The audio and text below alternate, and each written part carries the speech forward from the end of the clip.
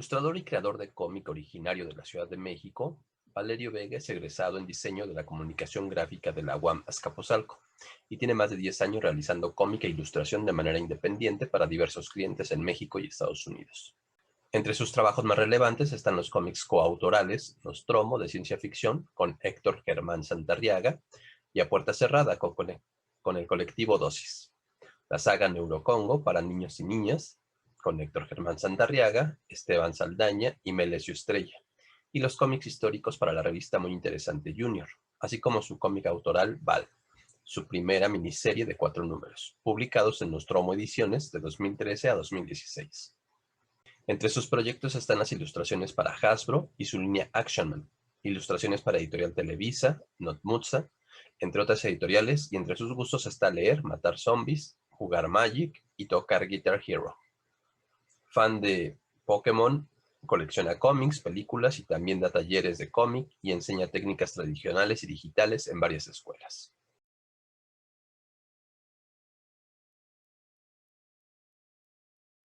Bueno, sí, me voy a poner anecdótico, se vale, ¿no? Trataré de no alargarme mucho porque sí me voy fácilmente, ¿ok?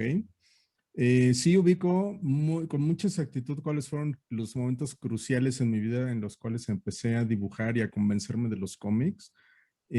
Así que los voy a enumerar. Ahí van, ¿no? Número uno, yo desde el kinder me gustaba mucho dibujar, pero lo veía como algo X. Obviamente uno no piensa en que eso se va a volver una actividad.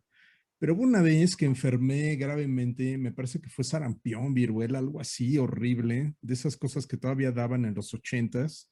Y bueno, ahorita todavía, ¿no? Pero tú me entiendes, como que era algo inesperado para la familia. No había obviamente internet o medios de información o de difusión como ahora. Entonces, pues no había forma, era simplemente como de, te enfermaste, órale, pues, ¿qué haremos? Pues, a ver, vete para allá, ¿no? No vas a ir a la escuela, ¿no? Algo así, ¿no? Entonces, no fui a la escuela durante 3 largos meses, fue demasiado, o sea, fue devastador. A veces recuerdo a mi mamá, pues que sí estuve así como a un paso de la muerte, pero bueno, ella exagera un poco a veces, entonces, quién sabe.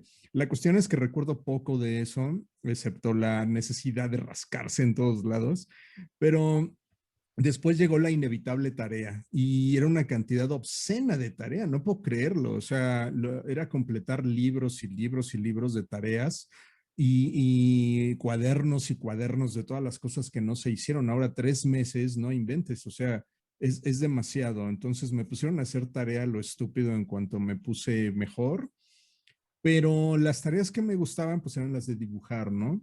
Hubo particularmente una noche en la que necesitaba una monografía de una motocicleta, o sea, ¿qué demonios? Y obviamente ya era demasiado tarde y demasiado específico como para encontrar una monografía de una motocicleta, ¿no? Yo habré tenido alrededor de 5 años recién cumplidos casi. Y me puse a dibujarla, o sea, viendo el caos que estaba en la casa, yo dije, bueno, ¿y si la dibujo? Y entonces una tía mía alcanzó a sacar una enciclopedia, o sea, antes niños existían enciclopedias, ¿no? Y buscamos motocicleta y resulta que, oh rayos, había un dibujo muy estructurado de una motocicleta, ¿no? Mi mamá conserva el dibujo, qué ternura. Entonces, bien, ese fue tal vez el primer momento. De ahí en adelante comencé a reforzar mi lectura con los cómics que había a la mano. Yo todavía no sabía identificar si eran cómics o historietas o lo que sea, para mí eran dibujitos y los consumía igual que las caricaturas o lo que fuera. Mis primeras lecturas fueron obviamente Burrón y cosas así, me aburrían, me aburren todavía grandemente, se me hacen, no sé, terribles. Discúlpame, Gabriel Vargas, donde quiera que estés, pero se me imaginan lo más aburrido del universo y que obviamente, ¿quién querría leer eso, no? Pero bueno, son de las cosas que me ponen luego en conflicto con todo esto de los cómics, ¿no?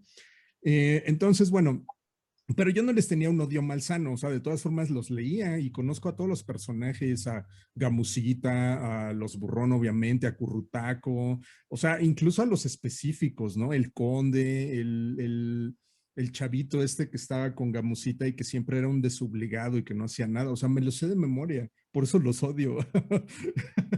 Entonces, bien, pero todo fue mágico cuando encontré un cómic y que me gustó muchísimo porque fue muy impactante para mí. Yo habré tenido como 5 años, que se llamaba Desastre.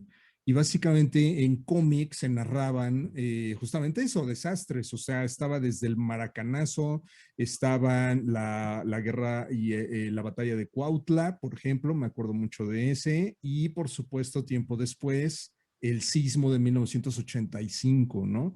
Y todo eso yo no lo sabía, lo supe después, basado en la estrategia editorial de EC Comics de Norteamérica y las suspense stories y las horror stories, ¿no?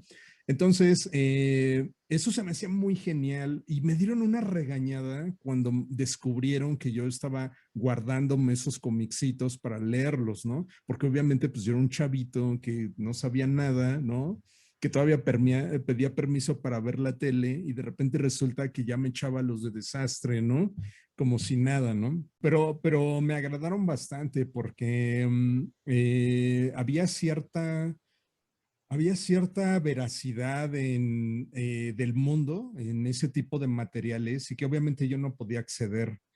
Me gustaba mucho ver la televisión, recuerdo mucho Remy y esas ondas, qué barbaridad, pero los cómics era algo diferente porque podías leerlo a tu paso. Ajá, ahorita ustedes que nos escuchan, afortunadamente ya no tienen ese problema, pero nosotros, por ejemplo, cuando veíamos la televisión y salían las caricaturas, ajá, había un gran problema que eran interrumpidas por comerciales, pero de verdad de una forma sin descanso, o sea, comercial. Y como 15 minutos antes de que terminaran las caricaturas, ajá, no me lo van a creer, ponían, sí o no, Aaron, partidos políticos. Entonces, ni siquiera te dejaban ver en qué acababa la estúpida caricatura. Ajá, y tenías que aventarte algo ahí del PRI, seguramente, o de, ya saben, de los de siempre, y nada de caricaturas. Entonces, nunca carajos te enterabas en qué acababan. Nunca veías el fin del episodio. Nunca. Entonces, era todavía una época de mucho control por parte del gobierno en cuanto a censura, porque todavía fueron los gobiernos terribles de la Madrid y todo eso. Y México estaba muy mal, o sea, siempre ha estado mal, pero en ese momento de verdad era un punto muy bajo y era difícil para un futuro lector y autor de cómics, ¿no? Y lo siguiente es que empecé a leer cómics, o sea, se dieron cuenta, ¿no? De que, pues bueno, le gustan, vamos a conseguirle algunos, ¿no? Y eso fue genial porque me empezaron a conseguir algunos cómics, les llamábamos aquí historietas o cuentos, más bien. Yo escuchaba mucho que les llamaran cuentos y eran de Disney. Y algunos, yo, de repente teníamos la fortuna de que fueran copias o reimpresiones del trabajo de Karl Barks, que era muy bueno, así, pero a veces eran redibujados así horribles y estaban bien feitos, pero no importa, o sea, como chavito decías, wow, qué genial. Eh, otro pedazo ahí significativo de mi acercamiento a los cómics es que cuando ocurrió el fatídico sismo de 1985, suspendieron las clases. Igual estuvimos un buen rato y como buen defeño, pues no nos quedaba de otra más que pegarnos a la televisión y pues en teoría recibimos clases, pero no, pues era de risa, era una broma, ¿no? Como recientemente con lo del sismo de 2017 ocurrió, ¿no?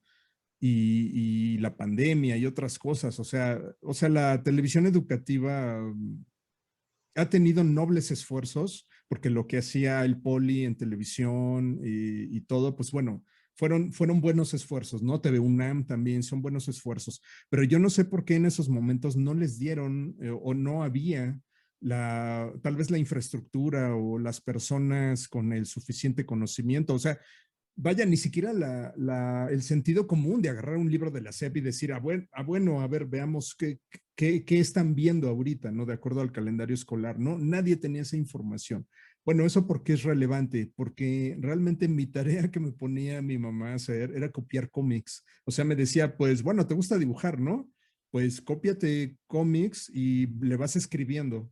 Y así, amiguitos, aprendí a leer, básicamente, gracias a los cómics, a copiar los cómics y palabras que no entendía, pues de repente, pues iba con mi mamá y le preguntaba, oye, ¿aquí qué demonios, qué quiere decir imbécil? Ah, ¿no? Ah, bueno. Y así, ¿no? Ya me iba diciendo.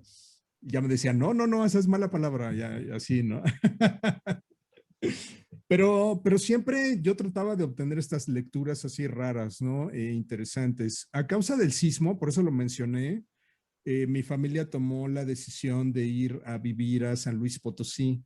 Como parte del altiplano mexicano, pues sí tiembla, pero de forma muy imperceptible, tal vez lo saben.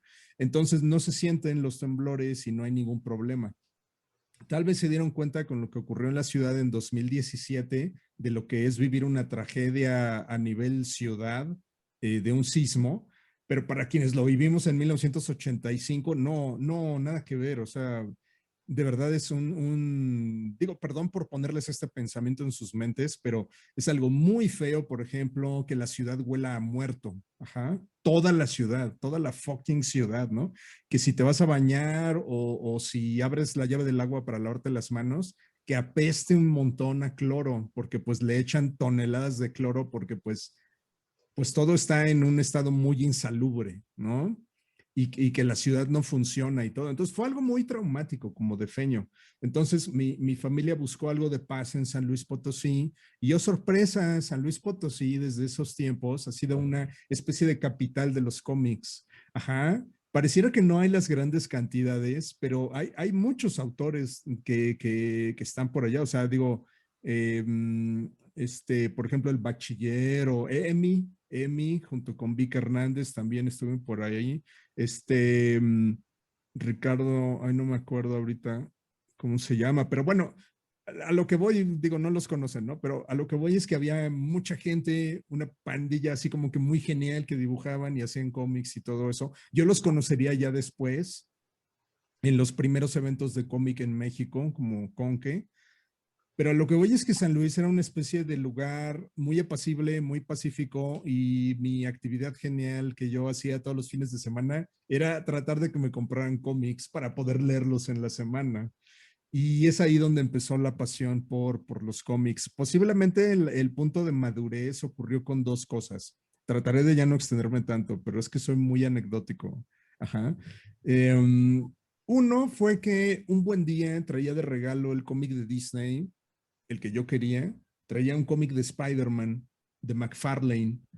Realmente no me gustó, pero ciertamente había algo muy, muy interesante en la forma en la que los personajes hablaban, se dibujaban, que eran tan sensuales, o sea, tanto Mary Jane como Peter Parker estaban semidesnudos platicando siempre, y ese erotismo a esa edad tan joven y todo, pues como que sí me despertaba mucha curiosidad, se me hacía muy interesante.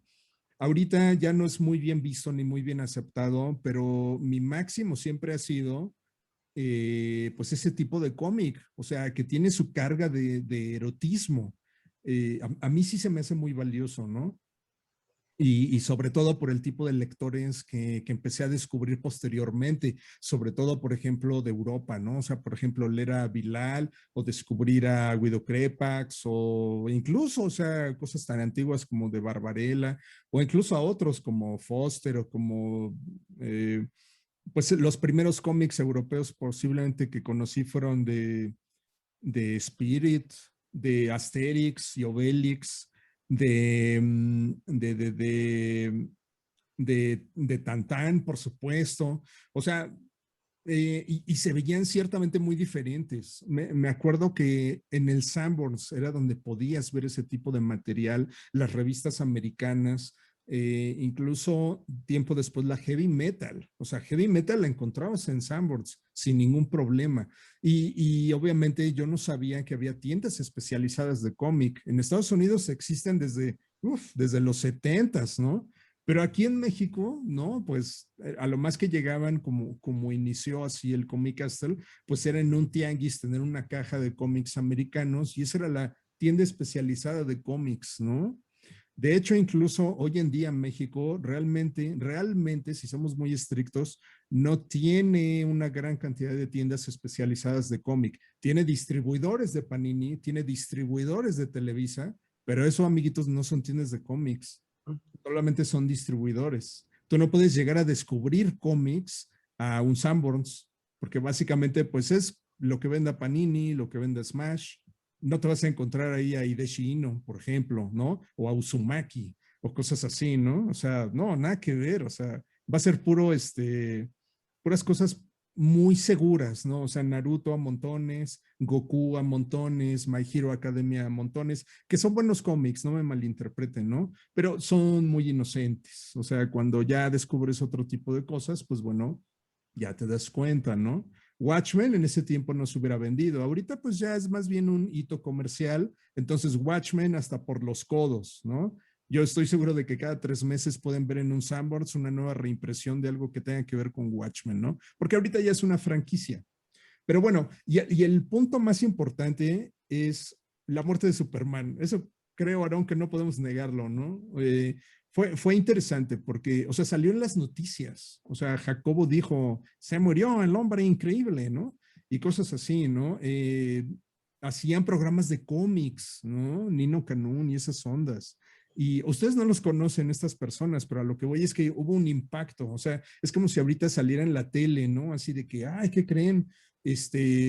Murió tal personaje, sin spoilers, de One Piece, ¿no? Por ejemplo, ¿no? Y que todos dijeran, no inventes, ¿no? Que Javier Alatorre se pusiera, no puede ser, o sea, murió, ¿no? Entonces, de ese tamaño era. Salía en la radio, salía en la televisión, salía en los periódicos, ¿no? Salían incluso suplementos. Ahí tengo todavía el mío, suplemento de la revista Jueves, ¿no? De la muerte de Superman, ¿no? Y como si fuera periodismo, ¿no? Investigando por qué se murió el hombre de acero, ¿no?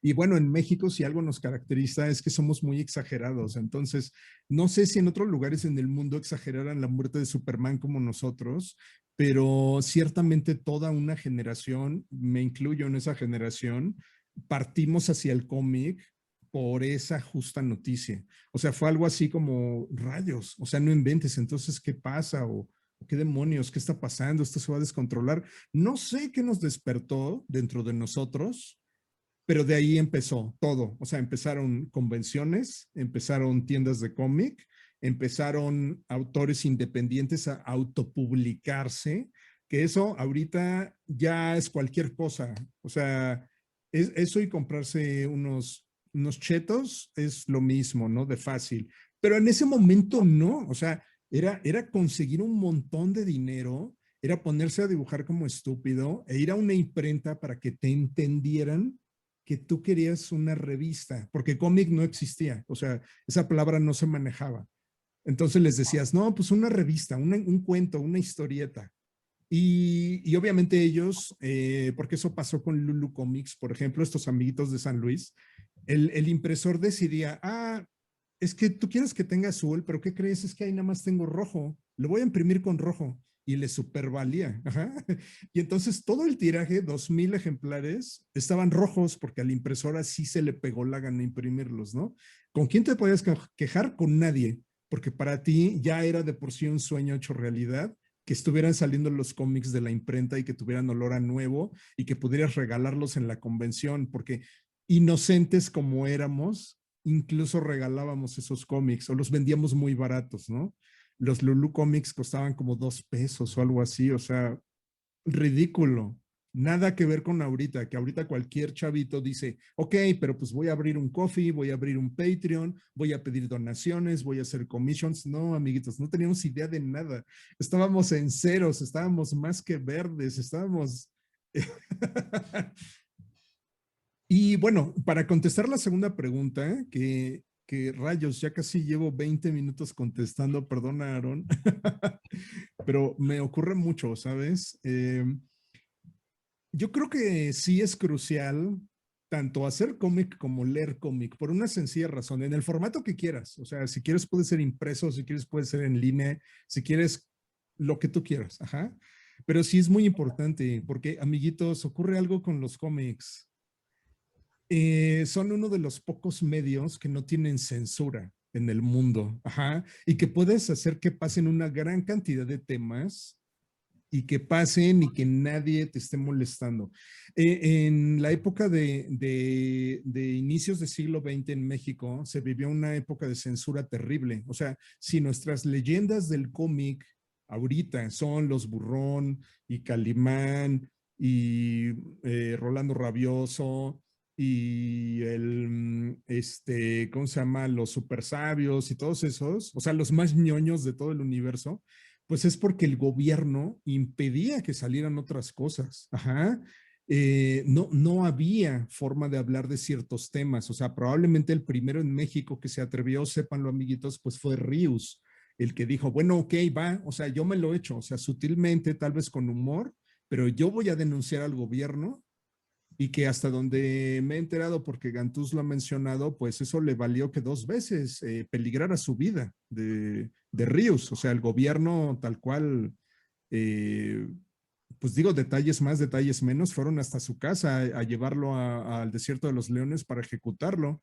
Y en el último momento le dijeron, ah, ya hablaron, ya te salvaste, no te preocupes, ¿no? Y por orden presidencial.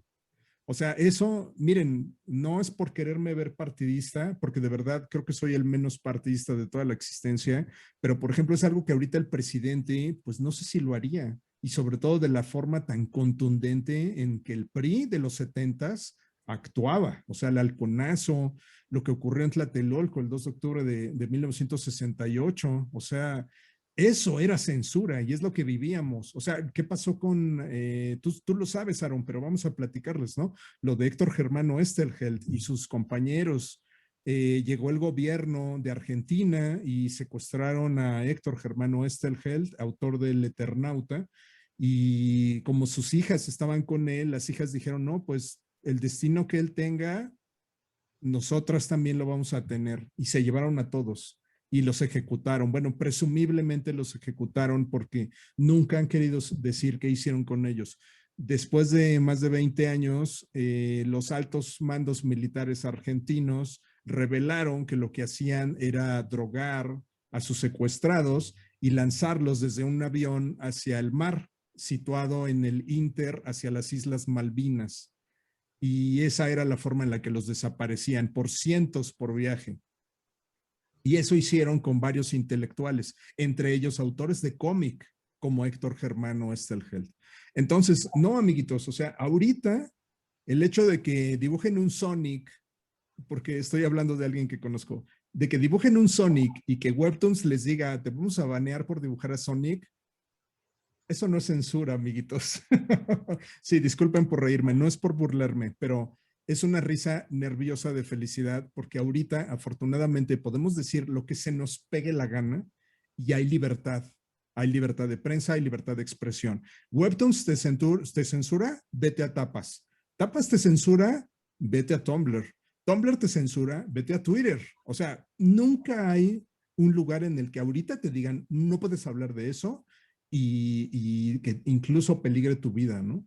Entonces ahorita más fácil no se puede. Entonces solamente por eso, por la libertad de expresión, de hablar de lo que se te pegue la gana, ahorita es un gran momento para el cómic. Justo en la semana tuvimos una plática porque unas alumnas mías tuvieron la gran oportunidad de que Penguin Random House hablara con ellas porque quieren publicar su cómic. Su cómic es de onda LGTB. Perdonen que no lo dije completo, la verdad es que no recuerdo todas las siglas y bueno, probablemente diga algún error, pero ustedes me entienden, o sea, estos cómics que tienen los temas de tolerancia, de identidad de género, identidad de rol, o sea, todo eso ni pensarlo, prohibidísimo. Entonces, no me extraña, Aaron, de acuerdo a lo que platicábamos muy al principio, que los jóvenes obviamente pues no quieran leer así como que otra vez de aztecas o no quieran leer otra vez acerca de fantomas, que no quieran saber ni quién es Memín Pinguín, porque pues todo eso ya es tan obsoleto. Sí, claro, es parte de nuestra historia y no la vamos a negar y es tan buena como la de cualquier lugar. Pero en cuanto vemos que, por ejemplo, Japón, Europa, Estados Unidos, incluso Estados Unidos, pues se toman la libertad de hablar de otras cosas, de descubrir otras zonas y salir de su confort. Entonces, por eso entiendo que muchos jóvenes, pues nada más no cachen qué están diciendo los señores que hablan de cómics, ¿no? Y que entonces en los eventos, por un lado tienes pues que tienes eventos de cómic más tradicionales, vamos a decirlo así, como lo que ocurrió en Conque, en Querétaro, y que de repente pues les cuesta mucho trabajo que vaya la gente. Y de repente tienes eventos de jóvenes, hechos para jóvenes, en donde hay mucho yaoi y mucho sexo salvaje, como la Doki Doki, y la gente bueno, ni alcanzan a entrar de tanta gente que hay, ¿no? Entonces, el mensaje es claro, o sea, la gente sabe qué quiere, no hay que aleccionarla, ni educarla, ni decirle, es que mira, te tiene que gustar esto, ¿no? Los jóvenes saben qué quieren, ¿por qué no les damos lo que quieren, no? Eso es lo que yo me preguntaría, y como autor no lo sé, ¿sabes? Pero creo que ese sería un buen punto de conversación y de inicio para saber qué pasa. Perdón por extenderme 1000 horas en mi respuesta, Aaron.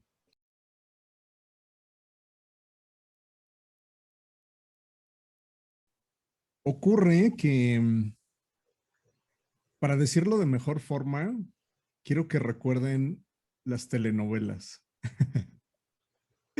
Las telenovelas es un éxito comercial histórico en México acerca de lo que puede ser el cómic llevado a otros lugares.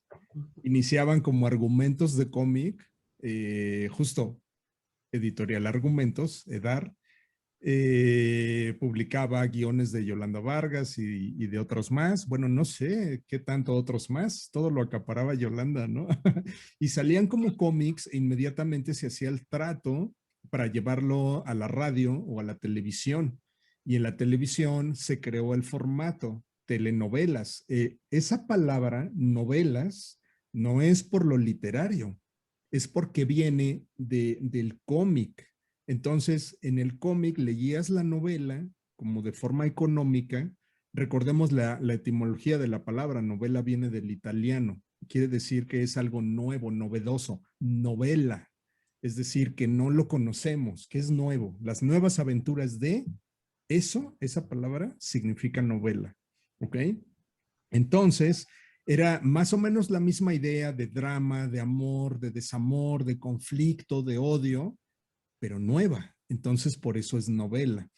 Y por eso se les dio ese nombre y ese formato, telenovela. Entonces siempre tenías esta onda que como ahorita ya lo sabe la gente, como una temporada, aunque no se les llamaba así antaño, pero esta temporada de telenovelas pues tenía estos personajes dramáticos y que tenían que llevar su vida con mucha dificultad y encontrar el amor a pesar de todo y drama y todo. Bueno, fue tan buen negocio, o sea, aquí esta señorita me hace el cómic, lo vende por millones, yo agarro, le pago tantito, lo llevo a la televisión y lo ven otros millones y es un negocio redondo. Tanto así que las novelas empezaron, me parece que en los 60, ¿no, Aaron?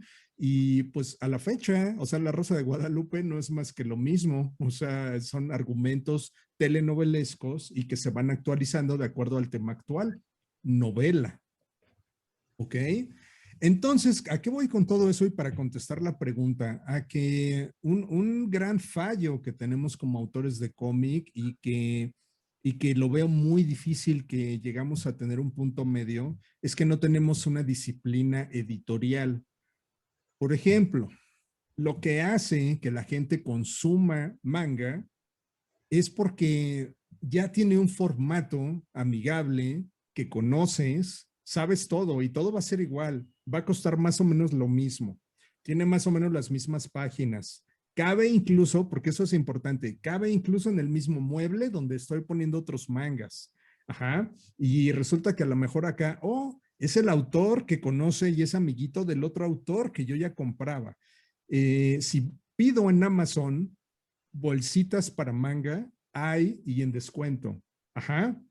Si voy a una tienda de Panini, en todo el país, hay un montonal, están acomodados, catalogados y se puede ver perfectamente en el lomo qué número es, que es un distintivo editorial muy importante de los mangas. ¿Cuál es el número de Tocobón? Para que yo sepa y complete mi colección.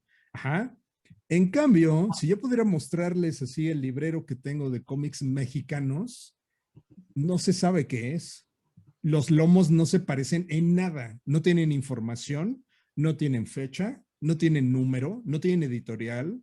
no tienen ni siquiera grosor, o los que tienen grosor, pues no se les ocurrió poner nada. Hay algunos que incluso en el lomo ponen el texto al revés, porque no se les ocurrió ver cómo demonios es un libro real y cuál orientación tiene el texto. Ajá. No tienen precio, no tienen ISBN. Si yo busco bolsitas para cómic mexicano en Amazon, pues ¿qué crees? Obviamente no va a haber nada. Y ocurre entonces que tengo cómics mexicanos en mi librero, otros en una caja, otros en otro mueble, porque ningún mueble hace que quepan todos estos cómics. Entonces, ¿qué ocurre con el cómic mexicano? Y que lo entiendo que sea un gran problema para todos los lectores y que digan, ay, ay, o sea, cómic mexicano, ¿en serio, dude? Pues es porque no tiene una disciplina, no sabes qué esperar, tienes que empezar desde cero cada vez. No hay ni siquiera una constante número de páginas, no sabes si va a concluir o si va a continuar, no sabes si es un formato editorial que, como se le llama, novela gráfica, es decir, que es un poquito más grande tal vez, no sabes si es seriado, no sabes ni siquiera dónde encontrar al autor porque no le puso su página, no le puso su correo, no le puso dónde comprarlo. Entonces, con el cómic mexicano, con el cómic latinoamericano, tenemos graves deficiencias editoriales. Eso, en primer lugar, te aleja. Si tú vas a Penguin Random House, o bueno, más bien librerías, perdónenme, si tú vas al Péndulo, al Sanborns, a alguna librería del Educal, si vas a Gandhi, absolutamente todo está codificado con ISBNs. Cuando has buscado un libro, ¿qué hacen? ¿Te llevan al librero a buscarlo? No, lo buscan en la computadora. Ajá, y la computadora ya dice qué género es, qué título es, cuál es el ISBN, qué precio tiene, si está en descuento o no, y en qué mueble debe de estar, porque va a tener ese género. En cambio, ahorita hay cómics mexicanos que su autor ni siquiera sabe qué género es. O sea, así como de, pues es que es como, creo, de aventuras, creo. No sé, no tengo idea. O sea, la aventura de imprimirlo, ¿no? Esas aventuras, ¿no? Eh, entonces, ¿qué pasa? Pues que no está disciplinado. Cuando ustedes ven Netflix, a ver, esto es algo muy estúpido, pero es así.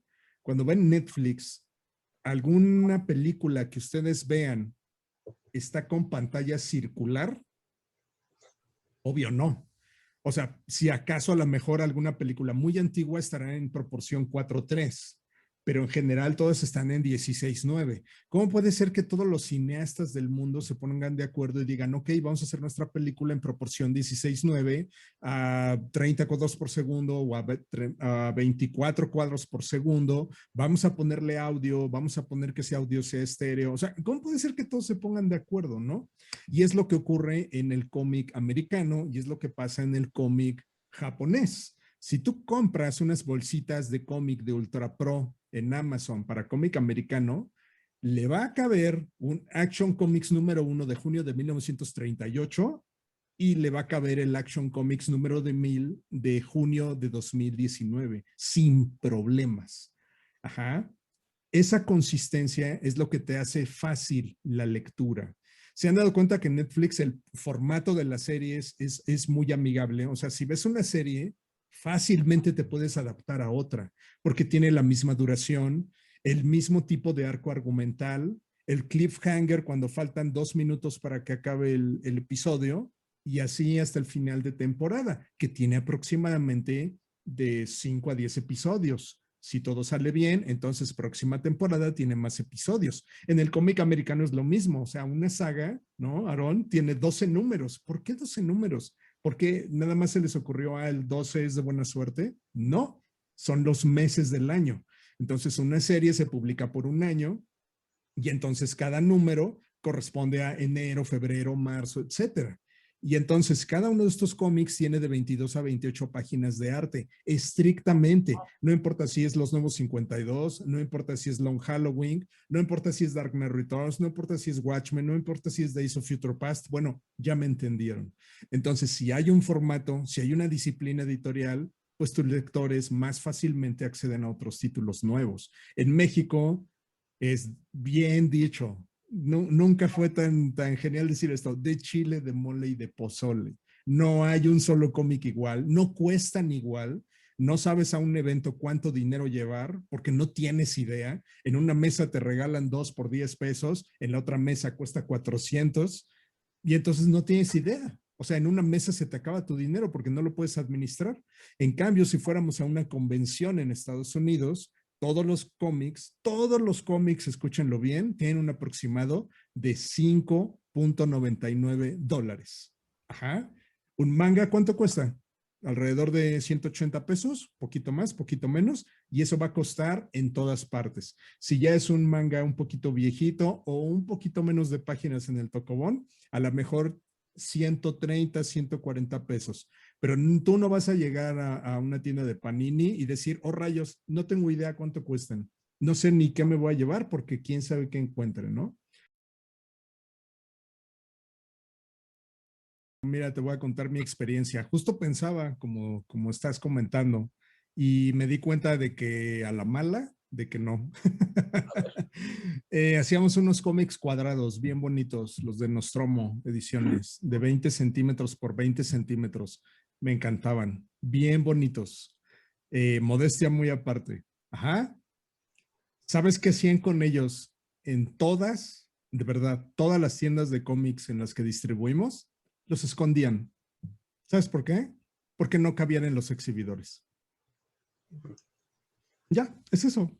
Entonces, si no caben en los exhibidores, si no caben en las cajas, si no caben en los estantes, si no caben en las bolsas, pues no se va a exhibir tu producto. Es así de sencillo. ¿Qué quieres? ¿Llegar a vender cómics? Pues entonces que parezcan cómics, ¿no? Los formatos atrevidos son, sobre todo para quien, como seguramente tú, Aaron, sabe de editorial, pues es sobre todo cuando tienes acceso a una librería. Ah, ok. Los libros en general tienen una gran libertad en sus formatos y vale la pena a lo mejor echarle pasta dura o algo así. Pero los cómics, como los mangas, pues tienen un tamaño muy estricto. Puedes jugar con los oversized y todo. Hubo unas ediciones que se llamaron Adamantium de parte de Marvel Comics. Medían alrededor de, no miento, como 70 centímetros el cómic por alrededor de 40, 50 centímetros. Y en Fantástico nada más vi uno, así pesadísimo, ¿no? ¿Cómo les fue? Bien mal, o sea, debut y despedida, ¿no? Porque pues sí, era genial, pero pues no es práctico, ¿no? Y es como si en la pantalla del celular, en tu Webtoons, tú dijeras, ah, no, yo quiero aprovechar mi Digital Canvas, me vale, y voy a hacer un cómic de 10,000 píxeles de ancho. ¿Quién lo va a leer? Nadie, porque Webtoons tiene sus muy estrictos tamaños de publicación de ancho de pantalla. Tú puedes querer verte muy chicles y decir, ah, sí, pues yo le muevo, no me importa la libertad creativa. Pues sí, dude, pero pues si no te ajustas a lo que indica editorialmente las cosas, pues no te van a leer, ¿no? Pero entiendo y entendamos que para, sobre todo, libro, ahí sí hay muchísima libertad. Y hasta es válido porque los chavitos juegan más con este tipo de formatos que son más amigables, sobre todo de tipo álbum, que es algo que tienen muy claro en Europa. Allá le dan mucho privilegio al cómic de tamaño más grande. Y bueno, justo notaste, Aarón, que no mencioné a Europa cuando hablé de tamaños, porque justo allá hacen eso, o sea, tienen varios tamaños, sobre todo proporcionales a su formato de hoja, A4, A3, etcétera. Pero sí, la onda de los álbumes es que son grandes, precisamente porque son para un público joven.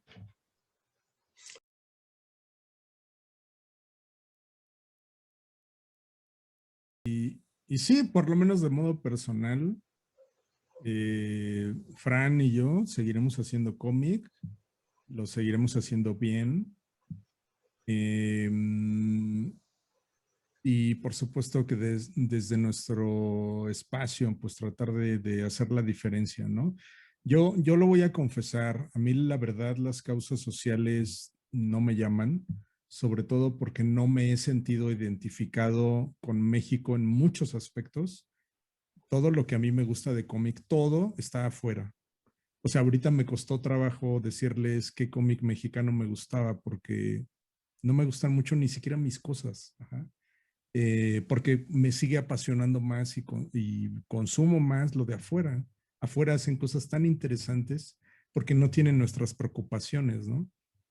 Mi preocupación pues es tener empleo y ver qué voy a comer mañana, ¿no? Y en cambio algún japonés pues está más preocupado de otras cosas, de futuros imposibles o de fantasía o de personajes con superpoderes, ¿no? Y eso me inspira más, ¿no? Entonces lo voy a confesar, al menos yo no he logrado hacer un clic como lector con el cómic mexicano. Sí me gusta reconocer, sobre todo en los amiguitos, un esfuerzo. Les compro a muchos más porque ellos me encantan como personas.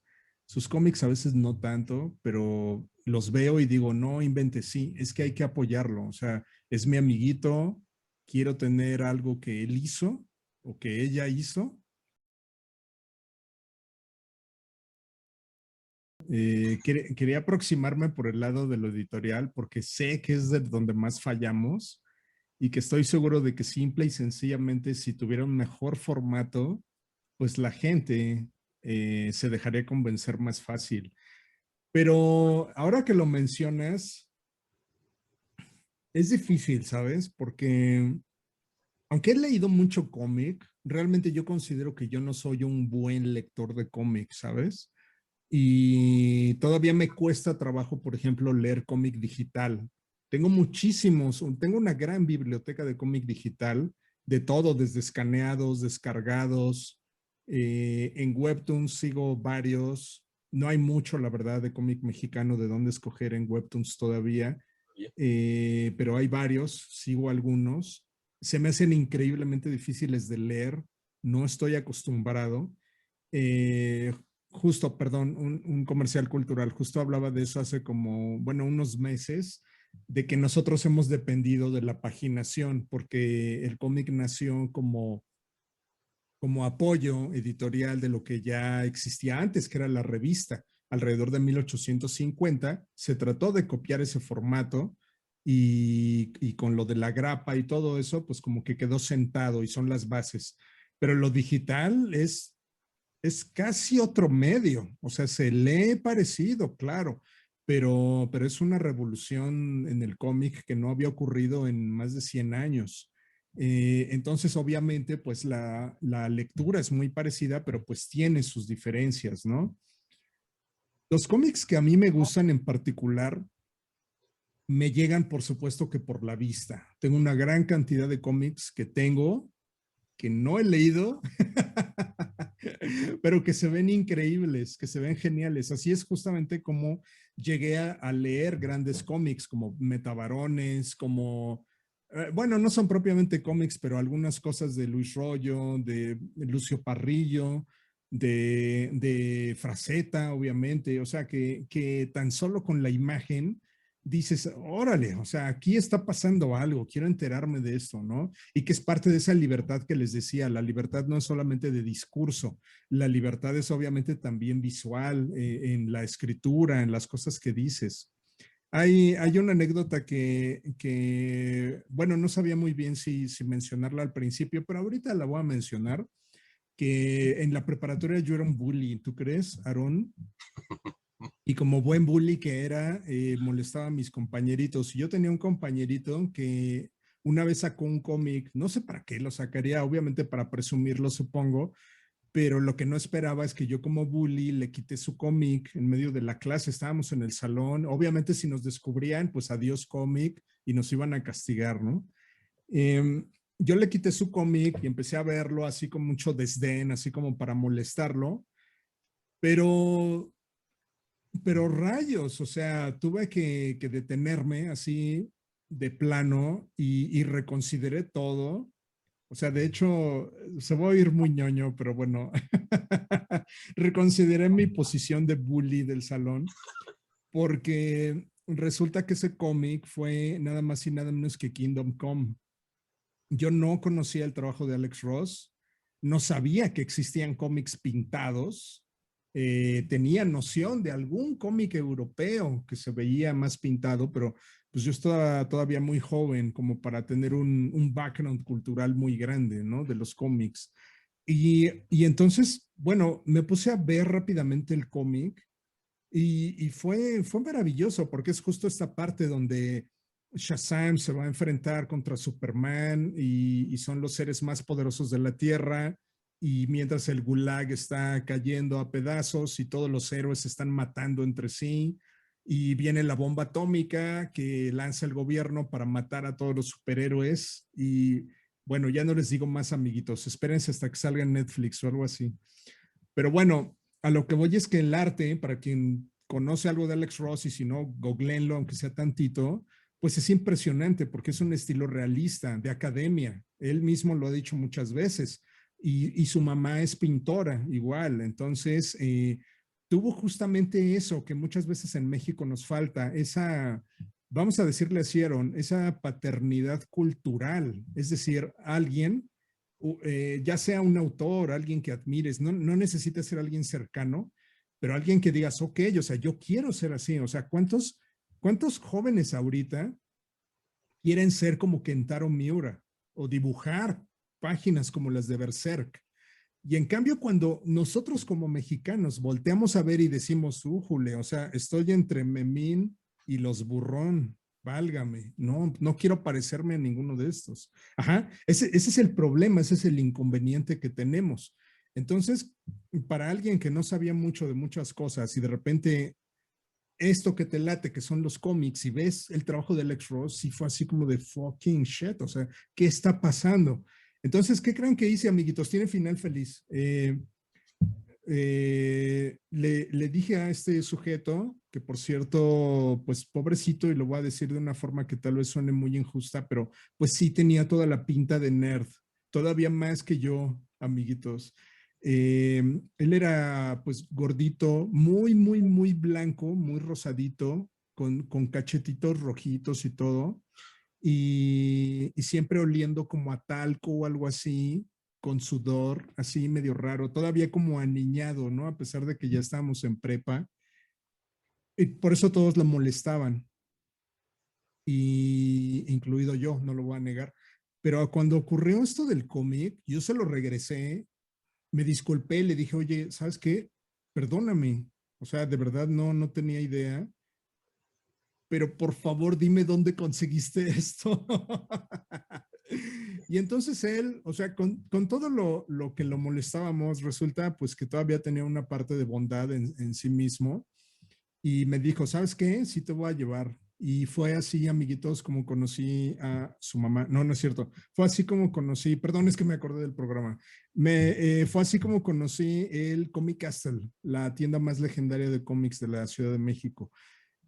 Porque él me llevó, conocí el Comic Castle, conocí las Level One, que eran unas arcadias también legendarias. Entonces me di cuenta de que había tiendas dedicadas de cómic y compré mis primeros cómics americanos, geniales, bien bonitos, y todo fue gracias a este amiguito. Entonces él después me dijo, ¿qué crees? Es que hay varias. Y entonces conocimos la famosa tienda esta del Spider-Man en la pared, por ejemplo, Comics S.A., fuimos a Comics Imp, fuimos a hasta Molo, incluso, que estaba más lejos, a la tienda que puso Cachagua durante un tiempo. O sea, rayos, toda la zona sur de la Ciudad de México y que siempre fue muy privilegiada en tener tiendas de cómic. Incluso, vaya, hubo una tienda que se llamó Kingdom Comics, allá casi por Parque Hundido, Insurgentes. Entonces, esa fue la siguiente vez que los cómics me salvaron de quién sabe qué destino. Pero, ¿sabes qué? Fue eventualmente en la prepa y con este suceso, yo tenía un tío que me influenciaba mucho, ¿sabes? Yo no tuve, supongo que lo puedo decir sin problemas. Yo no tuve mucho así como que una figura paterna muy buena. O sea, mi papá fue una persona, la verdad, muy negativa en mi vida, en la vida de todos los que estábamos cerca de él. Y mi mamá, por lo mismo, pues estaba más bien preocupada, pues, de sostener la casa, ¿no? De tener un empleo, criar a los hijos, tratar de que estudiáramos, que estuviéramos bien. Fue muy difícil. Lo que voy es que no contaba con mis padres para nada, ¿no? Entonces yo tenía un tío que fue una influencia muy grande y él siempre me insistió y me decía, es que sabes que dibujar no es una profesión. O sea, está cool que te guste, si quieres puedes seguir dibujando, pero no, o sea, estudia algo en serio. Entonces, él prácticamente que ya me obligaba, o sea, me decía, es que yo te voy a pagar la universidad, pero tienes que entrar a una ingeniería o algo así. O sea, tiene que ser algo real. Si insistes mucho en dibujar, bueno, arquitectura, pero no, nada de que vayas a dedicarte a hacer cómics o algo así, ¿no? Y entonces yo, obviamente joven como estaba, dije, no, pues bueno, ni modo, es que no tengo mucho de dónde escoger, ¿no? Pero este tío, bueno, por desgracia tuvo un trágico accidente. Básicamente el automóvil lo golpeó un tren, fue terrible, no voy a dar más detalles. Eh, y básicamente en su ausencia, y que fue muy triste, y para mí sí fue un periodo así de falta de identidad medio fuerte, pues ni modo, Aaron, que caigo en las garras del diseño gráfico. Y bueno, yo tenía la posibilidad, porque me lo estaban pagando en ese momento, de estudiar en una escuela de paga en la Universidad La Salle, y me aventé ahí un semestre, pero debo confesar que no, no me gustó por muchas cosas. No sé, no me gustó. Y me puse a buscar escuela. Ahora, para quienes nos escuchan, buscar escuelas sin internet, que así era el mundo antiguo, pues era algo muy difícil. Ajá.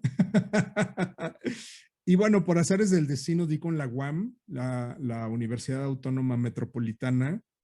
Me quedé enamorado, no de la escuela, porque la escuela se ve bastante fea, pero de los talleres, de la gente, de que sí había movimiento, de que se notaba que las personas que estaban ahí estaban haciendo algo. Visité los talleres, entré a todos, a serigrafía, entré a offset, entré a aerografía, tenían un salón de aerografía con un tanque de no, no sé qué capacidad, pero era enorme. Y yo dije, wow, o sea, esto es una universidad de verdad, o sea yo quiero estudiar aquí. Nada que ver con La Salle. En La Salle yo tenía una materia de fotografía y básicamente tenían un cubículo en el que tú llegabas con tus rollos, los antiguos, y le pagabas ahí al técnico, y esa era tu clase de fotografía. O sea, no, no hacías algo diferente de lo que podías hacer en la calle, ¿no? Ir a un lugar y que te revelaran las fotos. Y en cambio en la UAM no. En la UAM era de, pues traigan aunque sea una bata o algo, porque se van a ensuciar. O sea, van a agarrar químicos, van a mezclar, van a ampliar, tienen que comprar el papel, tienen que ponerlo a secar, tienen que enseñarnos sus fotos. O sea, era de verdad lo que estaba pasando ahí, ¿no? Y eso me gustó mucho. Si bien no aprendí a hacer cómics en la UAM, aprendí a funcionar como creo yo, como un adulto responsable ahí. Y encontré a muchos amiguitos que también tenían una pasión muy malsana por el cómic, y entonces nos juntamos eventualmente y pues hicimos varios proyectos pues entre todos, ¿no? De ahí salió lo que fue Colectivo Dosis hace 1000 años, de ahí salió lo de Nostromo Ediciones, de ahí salieron algunas otras colaboraciones y también amiguitos míos, o sea, de ahí salieron varios como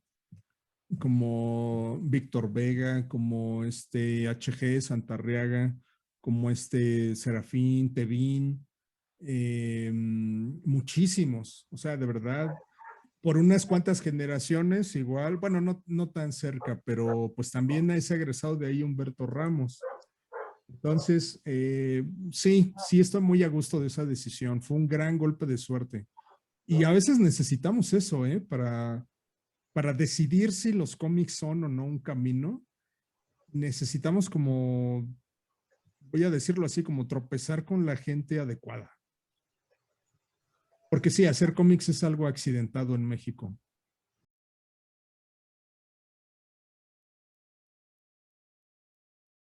Por ejemplo, mira nada más que legendario, Aaron. Ok. La ZigZag, que fue un esfuerzo del Taller del Perro por hacer contenido para chavitos. Es que es ahí donde tenemos que empezar, o sea, el trabajo para chavitos es muy importante, porque es ahí donde empiezan los jóvenes lectores y que se vuelven después, pues ya fans, ¿no? O sea, los que leen manga, pues no es porque lo hayan descubierto a los 32 años, ¿no? Es No. porque empezaron muy, muy jóvenes, ¿no? Lo que me dijo este Freak y este Peláez, porque bueno, hablé con ellos cuando me dieron Ujú. y Luis Fernando, claro. De hecho, ahí están las firmitas. Bueno, no se van a ver, pero bueno, ahí están.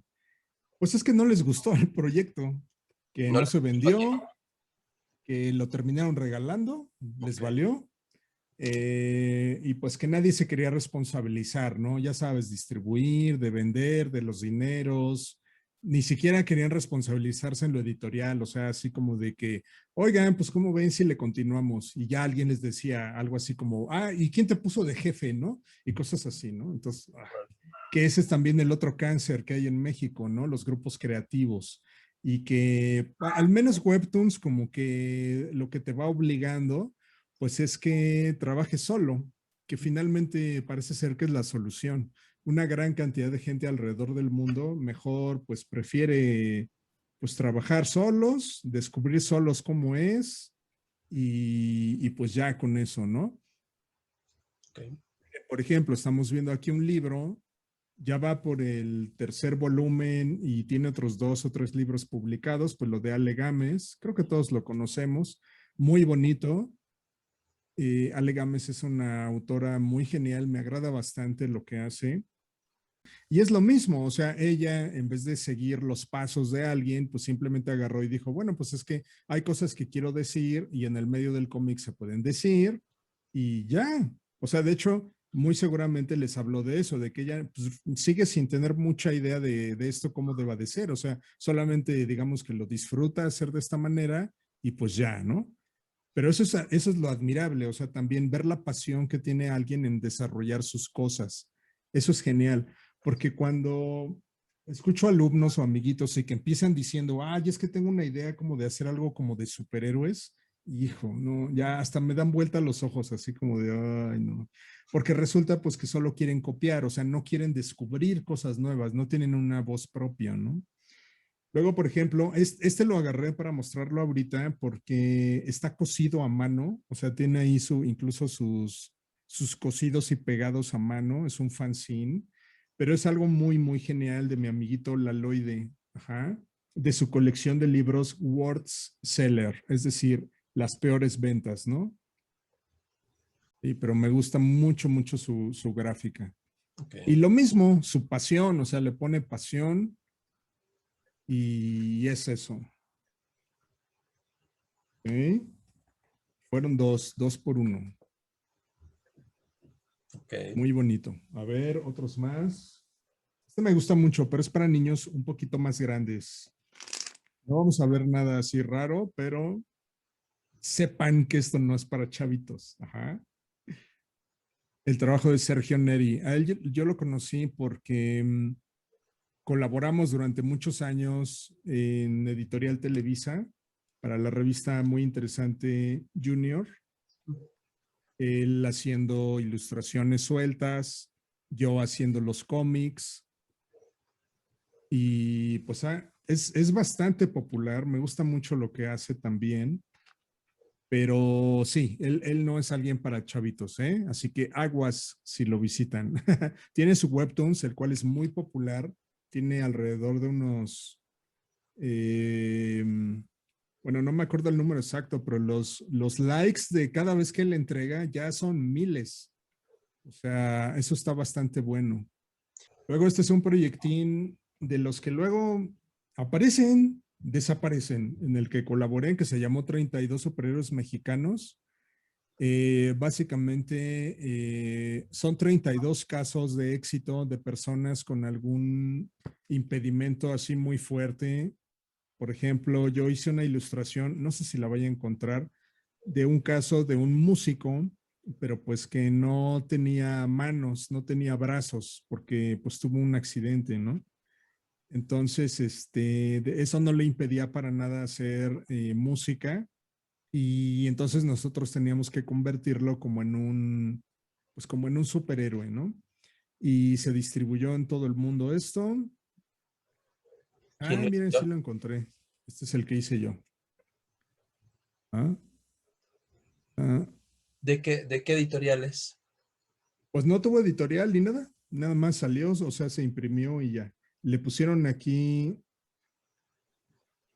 la Haciendo por México y de alguna forma estuvo involucrado el Injuve, pero el Injuve realmente tiene muchos años que no publica cosas, entonces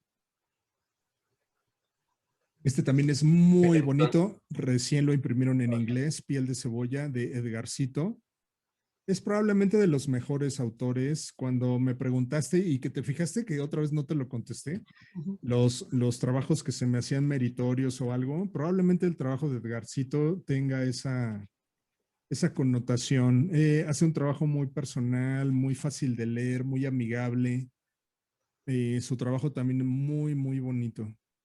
Y ya lo están publicando ahorita, me da mucho gusto, en Francia, en Estados Unidos. Por supuesto que el trabajo de Rulo Treviño, también viejo conocido, pues él básicamente le gustó tanto la onda del manga que se convirtió en mangaka. Vive en Japón y publica en Webtoons regularmente. Ahorita está publicando creo que el Pop Soda, Soda Pop y no me acuerdo cómo se llama, pero bueno, está muy activo. Ok. Él ganó el concurso internacional de cómic de Norma, de España, justamente, con la danza de la conquista. Y eso fue algo muy genial porque, pues imagínense, o sea, que ganara un concurso internacional un mexicano y de esa manera tan contundente y que es genial. Bueno, es más bien como curioso que una gran cantidad de gente ni siquiera conoce ese cómic, o sea, ni lo han visto, ni lo han leído, ni nada, ¿no? Luego, otro cómic muy especial es el de Cristóbal el Brujo. Básicamente es como un nómada que va conociendo seres extraordinarios en México y todo está hecho con técnica como de grabado. Bastante, bastante bueno de Luis Villegas. Muy, muy bueno. Y la historia es muy, muy bonita. El personaje es muy, muy memorable. Este es de mis colegas y amiguitos de los 656. De hecho, ellos se llaman así porque era el salón en el que iban. Ajá. Entonces se hicieron amiguitos y empezaron a... O sea, ellos sí decidieron en la escuela así de, oye, ¿y si hacemos cómics? Y así de, órale. Y ellos son de Ciudad Juárez. Y por ejemplo, en este de Skateboard Die, de Infestación, pues es tal cual, o sea, zombies, pero a la mexicana. Obviamente siendo Ciudad Juárez una ciudad tan violenta de repente, desde los 90s, pues ellos han adoptado un poco esa violencia, pero la reinterpretan, o sea, no es violencia por violencia. Miren nada más, qué dibujazos tan geniales. Sí, pero llevan en esto igual un montón de tiempo y nunca ceden y siguen y siguen y siguen creando cómics. Incluso aunque les fallen los Kickstarters, no importa, vuelven a imprimir y vuelven a imprimir y lo vuelven a hacer y vuelven a insistir y órale. Y bueno, de los míos, rápidamente, primero voy a hablar de Apocalyptic Girls. Se me ocurrió para mi Inktober de 2017 hacer una colección de heroínas que sobreviven el apocalipsis en México. Entonces, tal cual, las páginas son eso, o sea, son heroínas como que yo hacía en vivo en Facebook Live y las hacía con tinta y con aguadas y después las compilé en un libro, ¿no? Y cada uno de estos días dice una historia de un supuesto fotógrafo que va recorriendo todo el país y que va encontrando estas heroínas, por decirlo así. Por ejemplo, esta historia en particular es la de las que más me gusta. Es como de unas chavitas, tal vez como zombies, y que tienen pesadillas, y esas pesadillas se vuelven realidad, que son estos pececillos, ¿no? Y que pueden, pues puedes peligrar, ¿no? Si estás cerca de ellas cuando están con su estado de sopor, por ejemplo, ¿no? Y entonces es una colección de eso, pues de por qué México se fue al demonio, por qué hay apocalipsis, por ejemplo, aquí una cazadora con su balcón en las calles del abandonado centro histórico, ¿no? Y así por el estilo, y así todos los días. También le puse canciones y también le hice personajes populares como anexo. Por ejemplo, a ver, ¿quién identifica a estos personajes? Son muy populares. Yes. Luego, tengo este que es el más reciente, lo hice hace un año, Neuronos, es de ciencia ficción. Básicamente aquí se encuentran una chica robot, una Genoid y su programadora por azares del destino. Y bueno, hice este cómic con técnica de café, o sea, café soluble y tinta. Y lo hice maratónicamente, lo hice en alrededor de un mes y medio, todo el cómic, de todo a todo, o sea, escribirlo, entintarlo, dibujarlo. Tuve que conseguir trabajo para imprimirlo también y sí lo logré. 64 páginas. También ese es un problema que tenemos en México, si es válido mencionarlo, Ujú. pues que pues no somos constantes. O sea, por ejemplo, este es mi último cómic y ya tiene un año.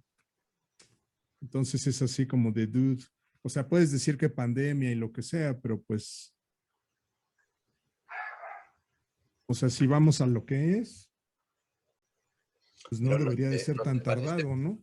no te parece, por ejemplo, que justo ahí es donde viene este rollo como de que a mí me parece que sí son necesarios los apoyos institucionales hasta para esto, porque la chamba de una historieta pues es mucha chamba. Entonces, que, que, que tienes que establecer criterios de cómo seleccionar y cómo darle salida y todo eso, sí, o sea, que si tienen muchas fallas, pues sí, pero pues también sería importante darle un mínimo de apoyo, ¿no? Bueno, sí, definitivamente. O sea, el problema es que creo yo que ya veo más o que quiero ver más los problemas que las ventajas, ¿no? O sea, por ejemplo, yo llevo casi 10 años de aplicar a las becas y no he ganado ni una. Ajá. Y bueno, no es que yo sea el mejor o a lo mejor pues, no tengo los méritos o no sé, no, o sea, evidentemente hay algo que no está quedando bien, ¿no? Pero pues de repente sí es cansado, o sea, llevo una larga trayectoria, tengo muchísimas publicaciones.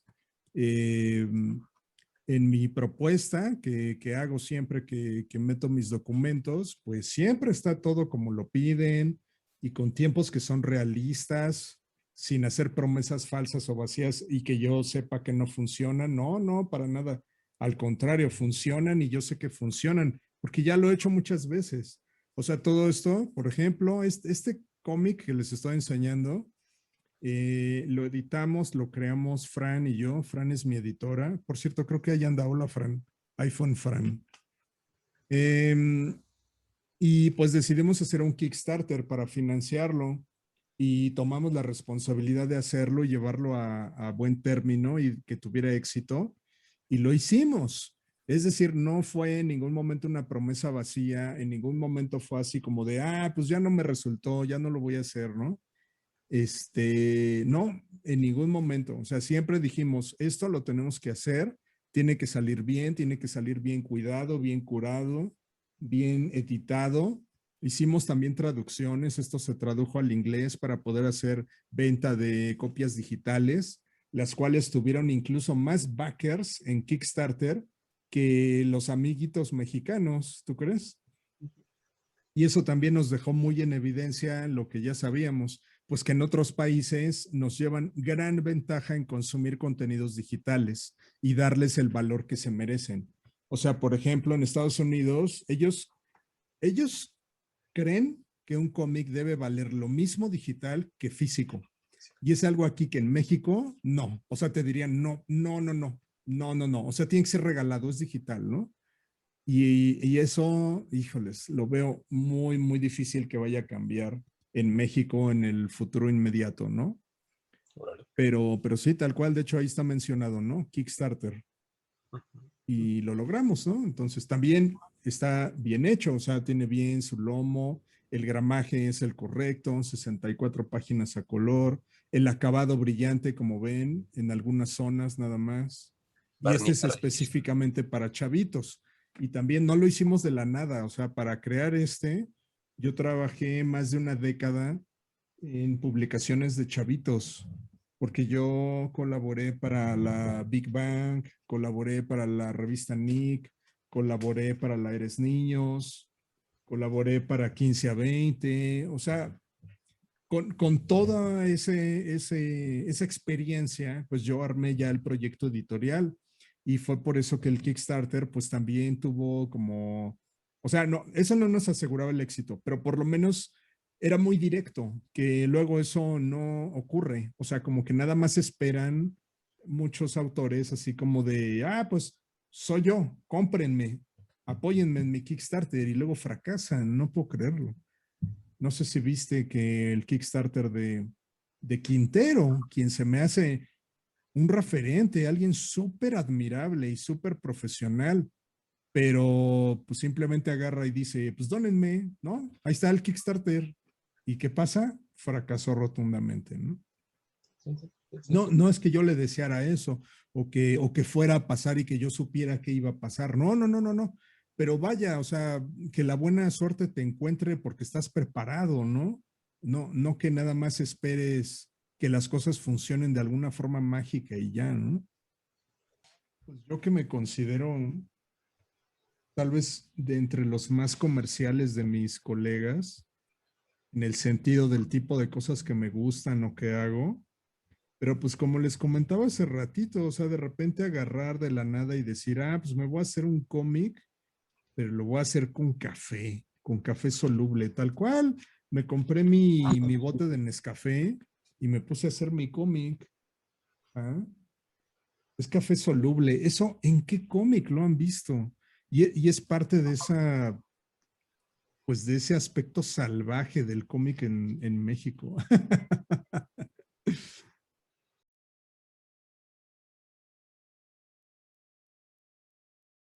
Básicamente, Fran me ha ayudado a editar una gran cantidad de mis títulos. Un editor, entre otras cosas, va a decidir, va a tomar decisiones por ti en el sentido de cuál sería el público más adecuado, de cuál sería la mejor forma de acercarse a ese público y cuál sería incluso el tiempo correcto en el cual debería de salir tu cómic, entre otras cosas.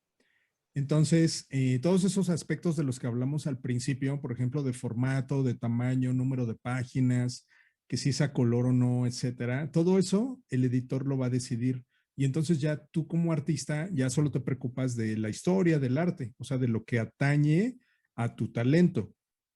Pero el editor debe tener mucha intuición en poder notar cuáles son las áreas de oportunidad y decir, ah, ok, es que a ver, ¿qué eventos vamos a cubrir? Phil de Guadalajara, la Mole Comic Con, ok, entonces, ¿qué zona vamos a tener en esos lugares? Artist Alley y Salón del Cómic y Novela Gráfica. Ok, ok. Entonces necesitamos algo para un público joven y que sea lo suficientemente atractivo para que puedan llevarlo también jóvenes un poquito más grandes y que ya tienen intereses definidos. También, por supuesto, que la gente no es que me ubique, pero tal vez ubican un poco de mi trabajo. Todavía a la fecha, Aarón, no sé cómo, pero me llegan lectores que conocieron la Big Bang en su momento, incluso en la FIL de Guadalajara. Casi me pongo a llorar. Me llevaron revistas para que las firmara, revistas de hace 10, 15 años, ¿no? Entonces, quiere decir que si es un público, como te decía al inicio, o sea, saben qué quieren. Ajá, son fans de lo que ya saben que les gusta, pero como autores no les hemos dado esa oportunidad porque nunca sacamos cosas que quieran leer. Entonces, este esfuerzo de Mostronautas justo fue eso, o sea, como decir, bueno, ok, o sea, tenemos una gran cantidad de público que consumía todo eso, que dejó de consumirlo porque ya no existen esas revistas ni esos proyectos editoriales, y con la esperanza de que identificaran esto y que se viera parecido a cómo eran esas publicaciones, y resulta que sí lo logramos. Y, y todo eso me ayudó muchísimo a decidirlo, Fran como editora, y entonces ya no estamos avanzando a ciegas y que el editor es el vínculo que tienes con la gente. O sea, todos los títulos que vemos de Panini en venta cada mes, no es porque lo decidan ni siquiera los lectores. O sea, son editores en jefe, directores de editoriales y que dicen, ok, miren, tenemos esta situación, este contexto, esto publicado en el último año, tenemos ya la traducción de este material, ok, ¿qué podemos sacar a la venta en este momento? ¿Qué promociones vamos a tener? ¿Qué manga ha continuado, pero que los tirajes ya se agotaron y vale la pena reimprimir? ¿Ok? Hay decisiones editoriales que son sencillas. Goku se va a seguir vendiendo aquí hasta el fin de los tiempos, porque en México es uno de los productos número uno por excelencia. No hay que ser un editor para saberlo. Pero ¿qué tal con, por ejemplo, títulos un poquito más seleccionados, más selectos, o que tienen el peligro de tener un público tal vez que no sea tan grande? O sea, si hablamos de shonen y de shoujo, probablemente van a tener mucho público.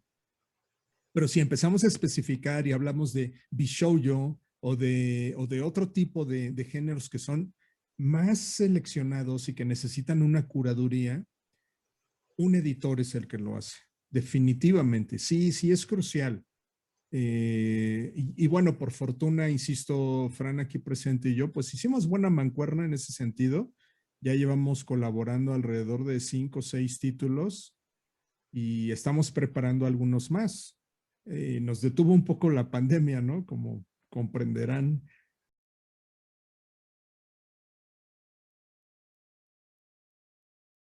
Eh, Encontrarlo no es fácil y es una excelente pregunta. Hay editoriales profesionales, hay editores profesionales, pero va a tener que ver mucho con, insisto, con esa palabra, con la curaduría. Es decir, un editor debe tener un género, una experiencia editorial específica. O sea, si le dices a un editor, vamos a decirlo así, de Panini, qué tipo de trabajo quieres hacer y yo llego con el de Panini y le digo, pues quiero hacer algo como esto, me va a decir no porque yo no vendo eso, ¿ok? Entonces tienen que ser, aunque sea muy difícil, un editor experimentado, o sea, alguien que por lo menos consuma eso. Si no puedes, Adrián, conseguir un editor profesional, por lo menos un amiguito, tu mejor fan que sea de confianza y que te diga, ¿sabes qué? Es que a mí me gusta leer tu cómic porque tiene gatitos, por ejemplo. Ah, bueno, esa es una decisión editorial, más gatitos, por ejemplo, ¿no? Si descubres con esta otra persona que sea tu fan, que les va bien en línea, pero no se sienten bien en Webtoons, se sienten mejor en tapas. Ah, ok, esa es una decisión editorial. Nos vamos a ir a tapas porque no es tan estricto como Webtoons, por ejemplo. Pero lo ideal es encontrar a alguien, no solamente profesional, que si los hay en México, sí hay bastantes. Si se le paga, por supuesto, se le paga por título y tiene que ser un porcentaje. Generalmente como autor independiente lo que hacemos es asignar un presupuesto dentro del costo del cómic. También por eso los cómics de autor son caros, no son baratos. Yo vendo mis títulos en 200 pesos. Costaron imprimirlos alrededor de 30, 40 pesos cada uno. Entonces, esos 160 pesos que quedan son para pagar todo. El siguiente número, para pagar distribución, para pagar eventos, para pagar al editor y para pagar, bueno, para pagar entre comillas al artista, porque pues yo mismo soy el artista, realmente no me pago, o sea, todo se va en gastos, ¿no? Pero sí tiene que estar considerado. O sea, si te costó hacer un cómic, aunque sean fotocopias, 10 pesos, por favor no lo vendas a 11 pesos. Tienes que venderlo a 50, 60, 100 pesos, porque tiene que ser un negocio. Que esa es como que la ironía del cómic. O sea, claro, es arte el cómic, sí lo es, pero también es un producto, como la música. O sea, la música es arte, pero si no se vende, nadie la conoce. Entonces, hay que hacerlo un producto. Por eso la importancia de que sea fácil de leer, porque un producto es fácil de leer. Cuando compras un videojuego es fácil de jugar, ¿no? Si es complicado, si los controles no se facilitan, pues va a ser un fracaso, ¿no? Y realmente no sale de la editorial, porque las editoriales, digamos, sí tienen dinero, claro, pero no, la onda es que se pague del mismo cómic o de la misma publicación. A veces, cuando tú logras un convenio con una editorial, lo que hace la editorial es que te dice, bueno, pues te voy a pagar regalías. ¿Qué son regalías? Que cada vez que tu cómic venda uno, un porcentaje de esa venta va a ir para ti. Entonces, si el porcentaje es de 1%, de 1 a 5% es regularmente lo que se asigna. Si ya eres muy conocido, 5%, pero si no, van a darte 1% o menos. Ajá. Entonces, de 1,000 ejemplares, ¿cuánto vas a recibir? Pues 1%, o sea, nada, bien poquito, ¿no? Pero eso es lo que se paga. ¿Y qué creen? Se paga hasta que se venden todos los ejemplares, que generalmente eso las librerías lo ven 2 años después de que empieza la circulación de los libros. Si para ese momento te dicen, ¿qué crees? No vendió, pues ¿qué crees? No te pagan. Por eso alrededor del mundo una gran cantidad de autores prefieren la autoedición, porque por lo menos te peleas contigo mismo nada más. Hay mucha gente que dice, no, es que mi sueño es publicar en Marvel o en DC. Bueno, en primer lugar, DC y Marvel no están contratando, ¿eh? Ya tienen una gran cantidad de artistas de todo el mundo y créeme, no están buscando a nadie nuevo, ¿no? Si alguien es demasiado popular, como no sé, Mirka Andolfo, y entonces ve sus publicaciones y tiene 15,000 likes en una hora. Ah, ok, probablemente hagan un negocio con esta persona, ¿no? Pero así, y te lo digo porque me consta, les puedo contar una triste historia. Yo fui a las entrevistas de la Mole con Darren Shan, cazatalentos de Marvel Comics, ¿no? Básicamente, no les puedo contar mucho porque voy a llorar, pero me puso barrido y regado. O sea, básicamente me dijo, no, no sirves. O sea, por favor, córtate las manos, ¿no? Bueno, no, no es cierto, no me dijo así, ¿no? Pero sí fue muy directo en decirme, no, o sea, tu trabajo de cómic tiene lugar en alguna parte del mundo, pero no en Marvel, ¿no? Y ¿sabes de qué cosas me habló, Aarón, todos los que nos escuchan? ¿Saben de qué me habló Darren Shan como representante de Marvel Comics? De las cosas que les hablé al principio. Me dijo, es que chécate los cómics que estamos haciendo. O sea, lo que me muestras de portafolio pareciera que no has leído un cómic de Marvel, ya no digas en un mes, sino tal vez en años. O sea, no conoces nuestra propuesta editorial, no sabes qué títulos estamos manejando. Ajá. No sabes qué tipo de trazo estamos buscando, no se ve aquí el tipo de entintado que estamos manejando.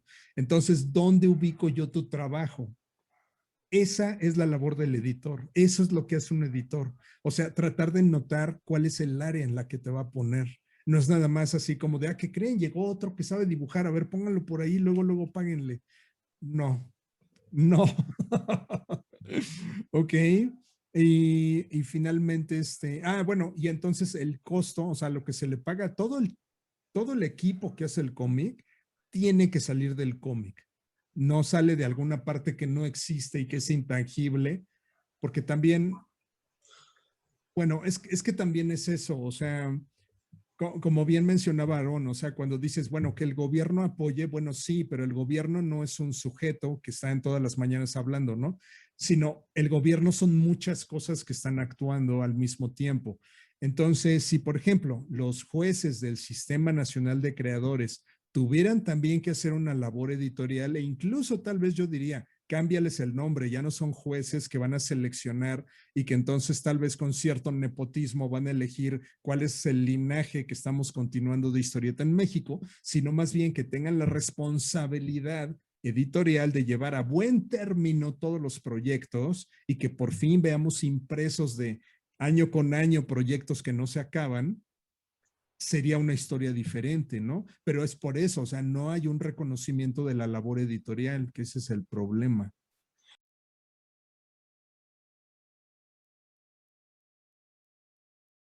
Sí los hay, pero hay un grave problema y que casi ningún autor va a quererte hablar de eso porque es un tema incómodo.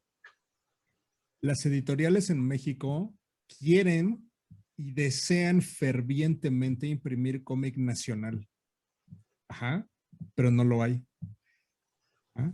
Es decir, cuando llega alguien vamos a decir, Val, por ejemplo, y que llegara yo con una editorial y le dijera, ok, quiero publicar mis cómics. ¿Tú crees realmente que me dirían que no?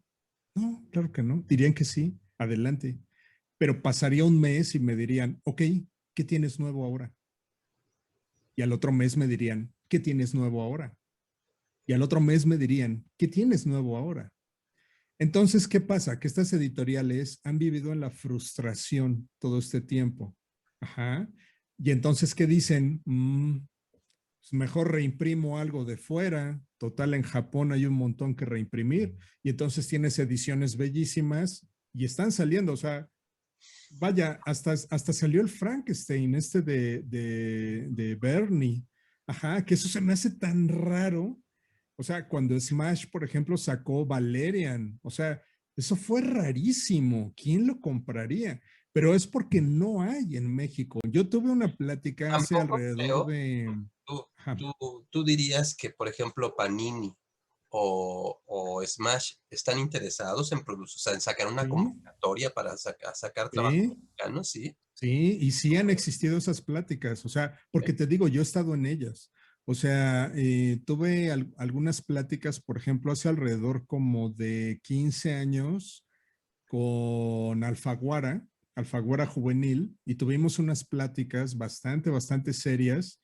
Ellos querían muchísimo empezar a sacar cómic nacional, pero a la hora, y me lo dijo con mucha frustración la editora, me dijo, es que han venido aquí y me recitó los nombres de todos, o sea, me dijo desde Bachán, Augusto Mora, Clement, en ese tiempo pues eran todos los del Taller del Perro, ¿no? Ya habían apañado, porque siempre ellos apañan, ¿no?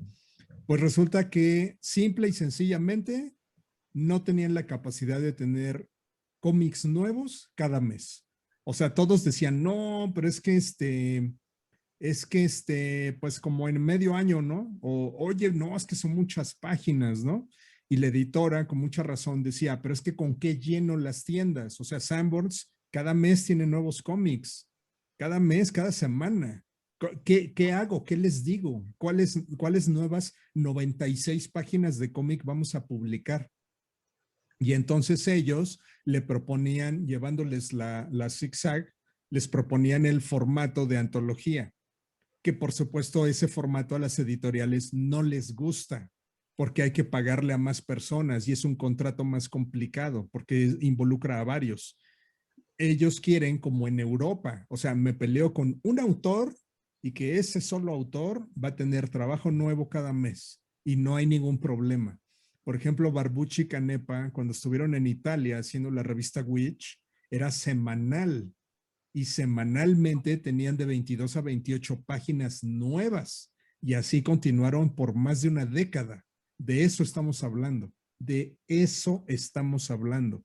Y en México no existe esa disciplina, no existe. Simple y sencillamente no existe. Entonces, el mundo editorial, pues entonces no tiene a quién recurrir. O sea, obviamente si nosotros pudiéramos producir páginas de buena calidad a buen ritmo, claro, Panini, Océano, Bruguera regresaría, porque recuerdan, se tuvo que ir vergonzosamente porque no había que publicar. Bruguera quería publicar cómic nacional, no lo lograron. Smash incluso hizo la convocatoria de cómic en la FIL de Guadalajara hace 2 años, imprimieron el cómic Por aquí, de Fortaleza. por ahí lo tengo, el de ¿qué hago aquí? O algo así, no me acuerdo del Odio ese título. lugar, ¿no? ¿Sabes qué? O sea, fue debut y despedida. ¿Por qué? Porque a la hora de decirles la editorial, bueno, ¿y el que sigue para cuándo? Ah, pues a lo mejor en un año. No, no, pues para entonces ya para qué. Y entonces Smash se sale. Sí, sí me explico, o sea, es una pena y que obviamente la industria nos ha llevado a esto, a que también como autor no sientes la seguridad, o sea, porque también muchos alumnos me han dicho, bueno, vale, entonces, ¿qué dices? ¿Que tengo que matarme y hacer 5 páginas diarias para que las venda quién? ¿Quién las quiere, no? Y es cierto, o sea, todos tendríamos que cambiar, todos tendríamos que ser capaces de producir esa gran cantidad de páginas para que entonces sí logremos tener el interés de Panini, de Smash, de Bruguera, o incluso de Penguin Random House, o de otras editoriales, o incluso de otras partes en el mundo, porque incluso Image, incluso Marvel, incluso DC Comics, si ven algo demasiado bueno, lo publican. Cuando salió Metabarones en Europa, de Alejandro Jodorowsky y de mi héroe de todos los tiempos, Juan Jiménez, ajá, salió en Estados Unidos. Cuando terminó Skydoll de Barbucci y Canepa en Italia y salió en Francia, salió por parte de Marvel y no hubo ni siquiera negociaciones o algo. O sea, llegó Marvel a pedir, por favor, denos su cómic, lo queremos imprimir. Entonces, también es la dura realidad. Como si gustan, como en el fútbol. O sea, en teoría mandamos a la selección, en teoría son los mejores jugadores del país y ustedes ven en televisión en vivo cómo la riegan. Ajá. Y es evidente que cuando juegan con una selección de primer nivel, no dan el ancho. Simple y sencillamente. Y te pones a ver todo lo que pasa. Claro, pues es que no tuvieron el entrenamiento. Claro, es que no tienen la idiosincrasia. Claro, es que no tienen estos accesos a ondas de primer mundo. Es lo mismo con los cómics. Tratamos también de protegernos como autores. Decimos, no, no, no, no te preocupes, tú, tu idea, nunca te pongas a competir, deja allá los Supermanes. Pues sí, ¿eso qué ocasiona? Pues que obviamente no tenemos el nivel de competir. No digo que hagan superhéroes, amiguitos, pero digo que hagan trabajo profesional. Si de repente, y se lo dije a mi amiguito, porque nos queremos mucho, no crean que se lo dije en mal plan. Pero, por ejemplo, cuando yo voy al trabajo de la Loide y que lo primero que yo le dije fue, dude, tu trabajo es increíble, es genial. Dime, por favor, explícame la razón. Quiero saber los detalles de por qué no está bien impreso, por qué no está impreso a gran tamaño, por qué no está bien cocido, por qué no está bien empastado, por qué no está bien cortado. ¿Qué pasa? O sea, ¿qué ocurrió? Y él mismo me lo confesó y me dijo, bueno, Val, la verdad es que sí me costó mucho trabajo y fue muy cansado tener que imprimir página por página, que algunas salieron mal o a veces me equivocaba, y luego cortarlas, coserlas, y que nada más hizo como 100 porque le dio mucha flojera.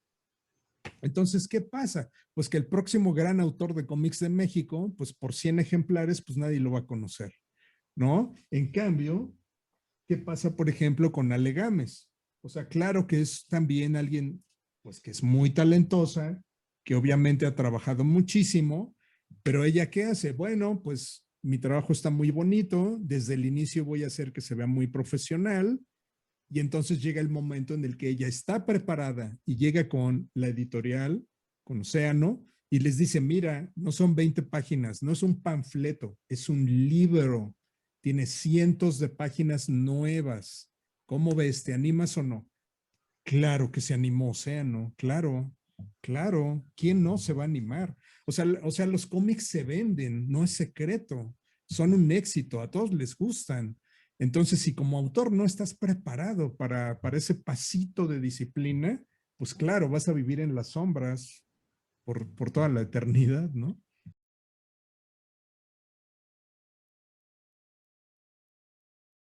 Es que no sé si los vaya a encontrar rápidamente, pero uno de ellos es Ultra Rosa, me gustó bastante. Es de un autor que yo no conocía y se me hizo muy, muy bueno, muy fresco, muy honesto. Tiene un ligero corte erótico, así que cuidado. Y el otro cómic no es un cómic como tal, es muy, muy, muy libre y tiene justamente un formato también muy inusual, Aarón. Tú lo conoces, Salón Destino de Carlos Vélez. Otro de mis autores favoritos mexicanos y que por desgracia es muy poco reconocido es José García. No sé, no lo quieren. Debo reconocer, y lo digo con confianza porque es mi amigo y lo conozco, tal vez él en línea da la apariencia de ser algo arrogante o difícil, pero créanme, es muy buena persona, es muy genial y el nivel de profesionalismo que tiene es maravilloso. O sea, de autores mexicanos, yo lo pondría en primer lugar de profesionalismo a José García. Ha trabajado para Francia, ha trabajado para DreamWorks, ha trabajado para Estados Unidos, innumerable cantidad de proyectos, y él sí es una máquina de hacer cómics. Hasta 15 páginas diarias, hasta donde me he quedado. Eso es lo que él ha producido. Estudió animación en Jugando en Serio, me parece que incluso conoció a Carlos Carrera y todo. Entonces, muy, muy bueno, José García. Y es una desgracia que nunca nadie habla de él, nunca nadie se acuerda de él, nunca nadie lo menciona, nunca va a ser homenajeado. Él mismo lo sabe y no lo dice, o sea, le vale, ¿no? Pero luego a mí se me hace así como raro que, no voy a decir nombres, pero de repente se cansen de darle becas a ciertas personas y de repente gente que en verdad tienen el talento, que de verdad pueden hacer las cosas muy bien y que son tan admirables en lo que hacen, como José García, y nada de ellos no se habla, ¿no? Entonces, uff.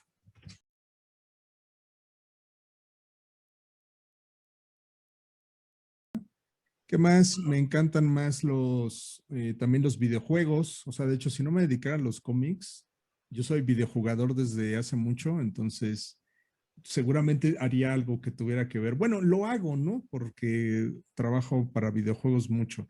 He hecho fondos, por ejemplo, para juegos mexicanos y mi personaje de Val, pues está en Combate Monero, que es juego de peleas de personajes mexicanos de cómic. Está en Steam y está en descuento por las ofertas de verano.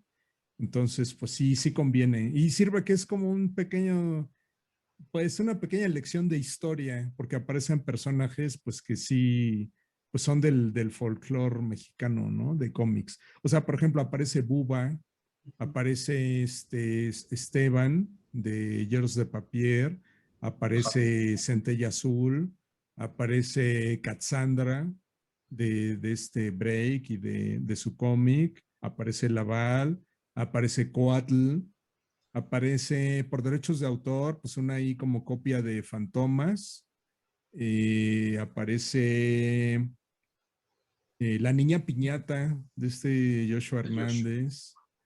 Entonces, vaya, y sí tiene datos como del comicito, o sea, hay algunas secciones de información en donde ya te dicen, ah, mira, se publicó por primera vez aquí y acá, ¿no? Y su autor es esto y aquello, o sea, está padre, eso en México no pasaba, no había las condiciones para que eso ocurriera, ¿no? O por Ok. ejemplo, el juego de cartas, ¿no? De choque de héroes. Y que igual, o sea, es un juego de cartas como Yu-Gi-Oh, Magic the Gathering o algo así, pero que de repente tiene de invitados a personajes de cómic nacional y Jair nos dice directamente, oye, me prestas a tu personaje, va a tener una aparición en este juego, ¿no? Y nos da un pequeño set de cartas y nosotros pues lo damos con los cómics. O sea, por ejemplo, si compran un cómic mío, les va a llegar esa carta de choque de héroes. Ok. Y así por el estilo. Ok.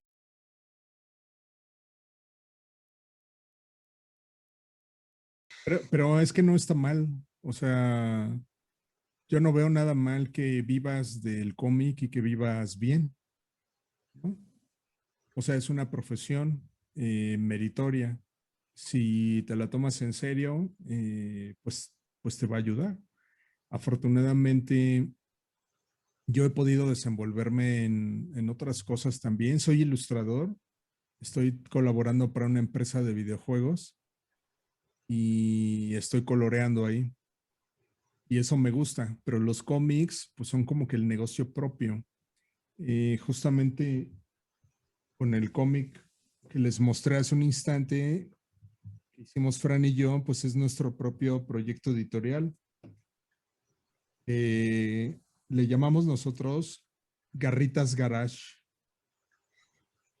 Y es este lobo, miren, un gatito. Es que nos gustan mucho los gatos. Ah, como gato samurái. Entonces, pues es eso, es un negocio. O sea, yo voy a eventos. eh, por ejemplo, ya tengo agendado el de la mole. Todavía no sé si ir a Guadalajara, a la FIL. Y de repente cuando salen, pues pues ya ve uno a cuáles va y a cuáles no, pero por ejemplo, hemos ido o he ido a Monterrey, a Guadalajara, a San Luis Potosí, a Querétaro, por supuesto, a Ciudad de México y Estado de México, a Cuernavaca, por ejemplo, y hay otras zonas que también quisiera visitar porque tienen eventos de cómic importantes. Por ejemplo, todavía no he ido a la Feria del Libro de la Frontera, esa dicen que se pone buena, o por ejemplo en Yucatán, igual que hay muchos, pues muchos eventos de cómic muy buenos. ¿Y por qué no, como le está haciendo mi amigo Damián con Familia Usaca?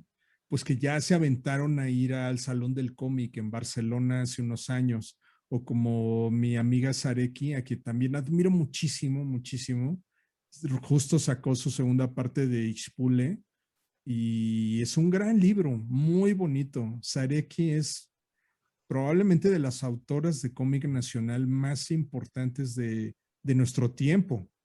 Muy, muy emprendedora, muy trabajadora, excelente persona.